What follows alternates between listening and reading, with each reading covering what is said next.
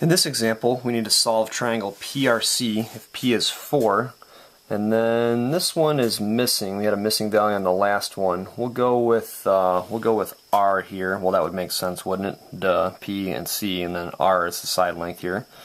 So R is 5, and then C is going to be 7. If we draw this triangle,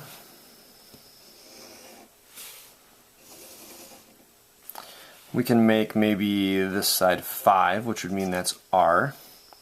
And then we could make this side 7, which would mean this would be C. And then P would be 4, and so here's P, triangle PRC. You might have drawn a different diagram to begin with. As long as you have the appropriate side across from its angle, you're good to go. One thing you're noticing is that we don't have any angles. However, we do know that a triangle with side lengths like this, if we know those have to be certain angles and specific angles. And they can't be anything different. And this triangle is kind of set in stone here. When we're not given any angles, this is a great time to use the law of cosines. In this case, it really doesn't matter what you solve for. Let's do c squared is equal to r squared in this case, plus p squared minus 2rp times the cosine of angle C. It's not completely necessary to use the same letters. You could make this A, B, and C if you wanted to, but it's kind of a nice idea so that you can see the substitution happening as we do this. So you're going to have 7 squared here. You've got 5 squared here. 4 squared minus 2 times 5 times 4 times the cosine of C. Eventually we're going to have to do the inverse cosine, but we're going to want to isolate this guy right here. So to isolate that one, we need to combine a few like terms. We'll move those over, and then we'll divide by whatever coefficient is here, or whatever number is being multiplied by the cosine of C. So if we simplify a little bit, we've got 49 is equal to 25 plus 16. This one's going to be 2 times 5, which is 10, and that's 40, so we have a negative 40 cosine of C. The next step, 49 is equal to, together 25 and 16 are 41, minus 40 cosine of C. We could take away 41 from each side.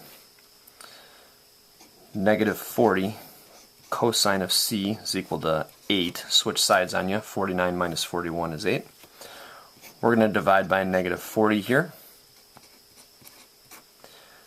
And the cosine of C will be negative 8 over 40. And it's just one negative sign, so you can write it out to the front or the top. It really doesn't matter as long as there's just one. So angle C, or the measure of angle C, will be the inverse cosine of negative 8 over 40. Let's see what that looks like in the calculator. So we've got the inverse cosine of negative 8 divided by 40. That's about 101.5. So the measure of angle C will be about 101.5 degrees. So that's this one. Once you find that angle, you could use the law of cosines again, but I think it's going to be easiest to use the law of sines. Let's work on angle R here. So if we did the sine of angle R over its opposite side, which is 5, that's going to be equal to the sine of the angle we know, which is angle C now, over its opposite side, which is 7.